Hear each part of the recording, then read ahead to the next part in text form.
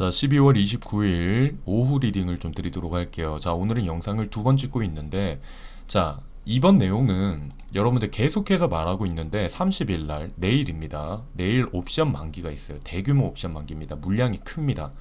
자, 이 옵션 만기가 있는데 계속해서 이 옵션 만기에 대해서 왜 얘기를 하는지, 도대체 이 콜옵션은 뭐고 풀옵션은 뭔지, 옵션 만기가 왜 중요한지, 이 옵션 만기의 가격 변동성이 왜 클 수도 있는 건지, 맥스페인 가격은 도대체 뭔지, 이런 부분들, 그리고 구매자만 있는 게 아니라 판매자도 있어요.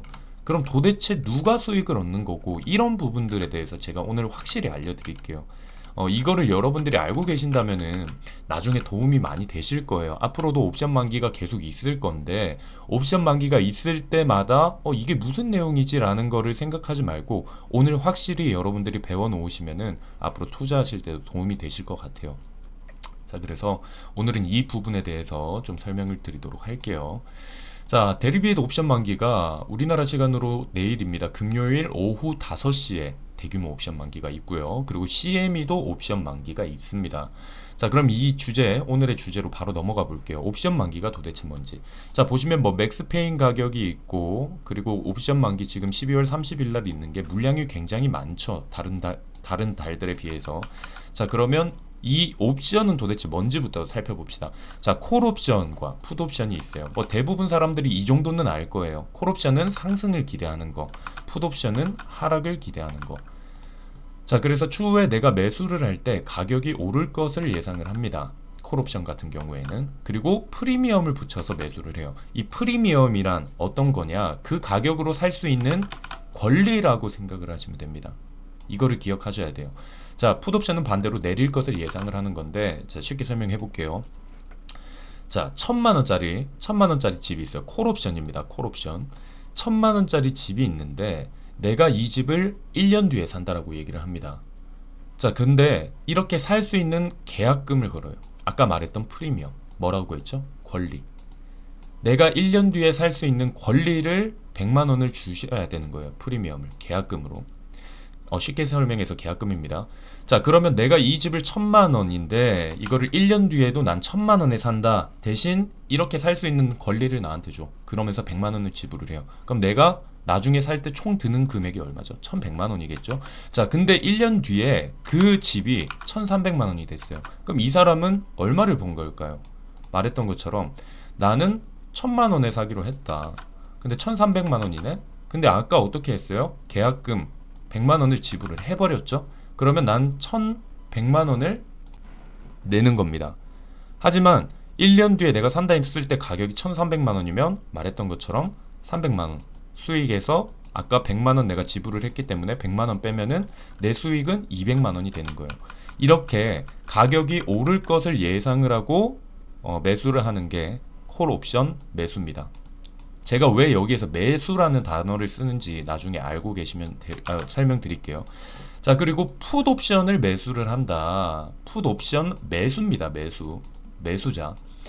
자, 내가 1년 뒤에 팔아야지. 자, 근데 이게 예를 들기 위해서 팔아야지라고 얘기를 할 수밖에 없는 거예요. 이 부분은 제가 나중에 설명드릴게요. 풋옵션도 구매자가 있고 풋옵션 판매자가 따로 있어요. 자, 예를 들어서 그냥 간단하게 설명드릴게요. 말했던 거 집이 1000만원이에요. 내가 1000만원짜리 집을 1년 뒤에도 나는 1000만원에 팔 거야 라고 얘기를 했어요. 대신 이렇게 내가 팔 수 있는 계약금도 내야 돼요. 프리미엄을 100만원 지불을 합니다. 그러면 나는 이게 1년 뒤에 현재가가 700만원이 됐다라고 생각을 해보세요. 700만원짜리를 나는 1000만원에 팔 수가 있는 거예요. 그러면은 이 700만원짜리를 1000만원에 파니까 수익이 얼마예요? 300만원이잖아요. 근데 아까 말했던 계약, 이 권리라고 했죠. 권리라고 생각을 하시면 편해요. 그래서 이 권리를 나는 100만원 주고 샀으니까 결국은 200만원. 그러니까 풋옵션 사는 사람들 같은 경우에는 가격이 내리는 게 좋죠. 자, 여기까지는 대부분의 사람들이 알고 있는 부분입니다. 자, 그러면 콜옵션 같은 경우에는 수익이 어떻게 나느냐? 1000만원에 사기로 했는데 1300만원이네? 그러면 내가 100만원 냈으니까 200만원 이득이다. 이렇게 수익을 내겠죠. 자, 반대로 손실은 어떻게 되냐? 1000만원에 사기로 했는데 700만원이에요. 그럼 300만원 손해. 이게 끝이 아니에요. 여기에서 그냥 안 살래 해버리면 돼요. 그러면 뭘 하느냐? 계약금만 주고 안 사야겠다. 이게 가능하다라는 거예요. 1000만 원에 내가 사기로 했는데 700만 원 돼서 300만 원 손해를 보는 게 아닙니다. 나는 아까 말했던 프리미엄을 100만 원을 주기로 했죠. 권리. 쉽게 말해서 그래서 제가 계약금이라고 이제 비교를 해드리는 거예요. 내가 계약금을 100만 원 줬는데 만약에 지금 내가 사버리면 300만 원 손해잖아. 그럼 그냥 안 살래 하고 계약금만 줘버리면 되는 거예요. 자, 그렇게 생각을 해보면은 이렇게 되는 겁니다. 콜옵션 매수한 사람은 가격이 오르잖아요. 1300만 원 되고 1500만 원 되고 1700만 원 되면은 가격의 수익은 무한대로 증가를 합니다. 무한대로. 반대로 프리미엄만 주고 가격이 내려간다. 그럼 프리미엄만 주고 나 그냥 안 살래요. 계약금만 주고 나 안 살래요. 해버리면 되는 거예요. 뭔가 좀 이상한 거 같죠? 자, 그러면 자, 풋옵션도 자, 난 1000만 원에 팔기로 했어요. 근데 700만 원이네. 근데 난 1000만 원에 팔기로 했으니까 1000만 원 줘. 이렇게 할 수 있어요. 그럼 여기 같은 경우에도 가격이 계속해서 내려갑니다. 그럼 어떻게 될까요? 가격이 내리면 수익은 무한대. 1000만 원짜리를 샀는데 200만 원이 돼요. 그러면 어떻게 됩니까? 나는 800만 원 수익을 얻는 거예요. 왜냐면 나중에 1년 뒤에 200만 원이 돼도 난 1000만 원에 팔기로 약속을 했으니까. 이런 식의 움직임이 된다. 반대로 손실을 보는 거는 말했던 거 올라갈 때죠. 1300만 원짜리를 1000만 원에 팔아야 되는데 300만 원 손해잖아. 그럼 나 그냥 안 팔래. 이렇게 할 수가 있다고요. 프리미엄이라는 거, 아까 말했던 이 권리를 그냥 포기만 하면 돼요. 자, 이렇게 되면은 또 반대로 내리면 수익은 무한대, 반대로 오르면 프리미엄만 주고 안 팔면 되는 거예요. 자, 여러분들이 생각하면 잠깐만 이게 뭔 소리야? 그러면은 그냥 풋옵션, 콜옵션 그냥 사면 되는 거 아니야? 그럼 도대체 판매를 누가 해? 말했던 것처럼 이 풋옵션도 구매자, 지금 말하고 있는 건 구매자들의 입장이에요. 자, 그러면 말했던 것처럼 콜옵션을 구매하는 사람, 풋옵션을 구매하는 사람이 있으면 반대로 콜옵션을 판매하는 사람, 풋옵션을 판매하는 사람이 있어요. 자, 구매자들의 입장에서는 말했던 거, 콜옵션을 구매했다, 오르는 대로 수익. 풋옵션은 내리면 내리는 대로 수익. 근데 내리면 콜옵션 산 사람이 반대로 내렸다? 그냥 안 사. 프리미엄 주면 끝. 반대로 오르면은 프리미엄 주면 끝. 그러면 여러분들 지금 딱 이 생각 들 거예요. 이런 얘기를 접해보면은 도대체 그럼 구매자들 다 구매를 하지 이렇게 판매를 하는 사람, 판매자들 입장에서는 어떻게 되는 줄 알아요? 아까 말했던 콜옵션을 판매를 한 사람이 있을 거 아니에요. 구매를 했으니까. 나는 콜옵션을 판매했습니다. 이런 사람은, 자, 여러분들이 헷갈리는 게 콜옵션 하는 거를 풋옵션에서 주는 게 아닙니다. 콜옵션 산다는 거를 풋옵션 구매자가 주는 게 아니라 말했던 것처럼 콜옵션은 콜옵션 판매자가 있고 풋옵션은 풋옵션 판매자가 있어요. 자, 그럼 판매자들 입장 생각해봐요. 가격이 올라요. 콜옵션 판매를 했으니까 가격이 오릅니다. 그럼 나는 나중에 비싸게 줘야 되잖아요. 그러면 손실은 무제한이에요. 손실이 무제한. 반대죠. 여기는 수익이 무제한인데. 근데 여기는 딱 벌 수 있는 게 뭐냐면 프리미엄 가격만 수익을 낼 수 있어요. 반대로 풋옵션도 가격이 내리면 손실이 무제한. 근데 프리미엄 가격만 수익을 낼 수 있어요. 자, 그러면 여러분들이 생각하겠죠. 아니, 이 판매자들은 바보 아니야? 아니, 생각을 해봐요. 오르면은 손실이 무제한이에요. 판매한 사람 입장에서는 콜옵션 했으면은 나중에 가격이 오르잖아요. 달라는 대로 나중에 오르는 대로 줘야 돼요. 만약 1000만 원짜리가 1억이에요? 그럼 9천만 원 손실을 봐야 되는 거예요. 반대로 가격이 내립니다. 가격이 내리는 사람 입장에서는 가격이 내리면 내리는 대로 또 어떻게 돼요? 1000만 원짜리가 100만 원이 됐다. 그럼 900만 원 손실을 봐야 되는 거예요. 근데 벌 수 있는 건 띡해야 뭐다? 프리미엄 가격. 아까 말했던 이 100만 원밖에 없어요. 권리를 줄 때 샀던 이 계약금 같은 이 100만 원짜리밖에 없어요. 왜냐? 말했던 것처럼 콜옵션 한 사람이 쭉 내려버려요. 그러면은 그냥 프리미엄 주고 나 안 살래 하면 된다니까요. 나 안 팔래. 그리고 콜옵션은 나 안 살래 라고 할 수가 있다라는 거예요. 그럼 여러분들 생각하잖아요. 이 판매자들은 바보 아니야? 그럼 누가 봐도 구매자들의 입장이 좋은 거 아니야? 얘들은 왜 이렇게 하지? 자, 근데 여기에서가 중요한 거예요. 보세요. 콜옵션이든 풋옵션이든 매수를 하는 사람들은 한쪽 방향으로 추세가 크게 나오면 수익을 보는 것을 기대를 합니다. 아까 말했던 것처럼 1000만원짜리 집이 있어요. 1000만원짜리가 1300만원이 돼요. 이렇게 크게 올라왔다. 반대로 크게 밑으로 내려왔다 라고 하면은 이 매수자들, 콜옵션이든 풋옵션을 매수한 사람들 입장에서는 땡큐예요. 근데 반대로 매도자는 아까 말했던 이 판매자들은 언제 수익을 얻는다 했죠? 프리미엄 가격. 그럼 도대체 어쩔 때 이득을 보는 거냐?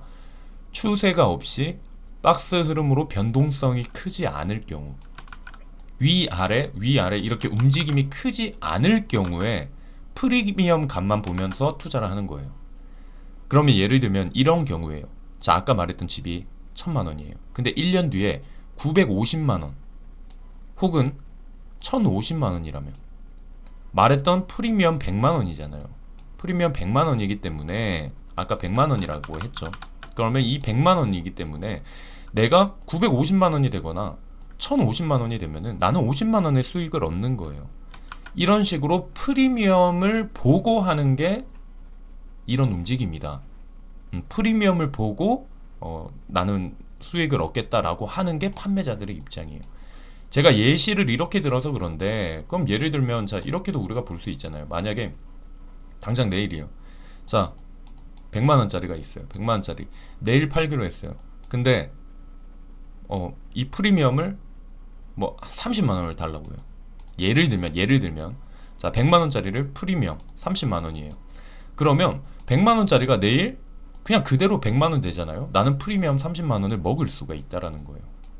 이런 식으로 프리미엄 장사를 하고 있는 게 이 판매자들입니다. 그러면 아까 말했던 말이 이해가 되겠죠.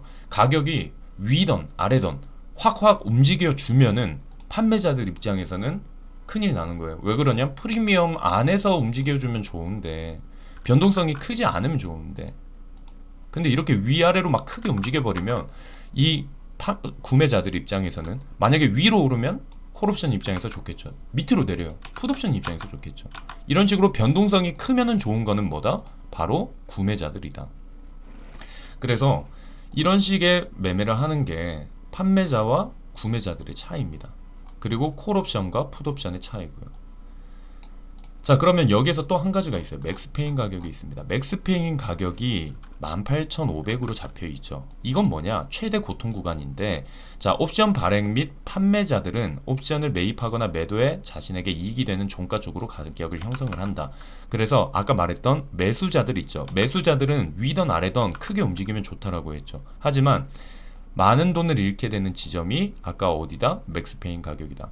이 맥스페인 가격으로 가면은 아까 말했던 옵션을 발행했던 혹은 판매하는 사람들은 많은 수익을 얻을 수 있다라는 겁니다. 이 맥스페인으로 가면은 아까 말했던 그 프리미엄, 그러니까 쉽게 설명을 하는 겁니다. 프리미엄이라고 하죠.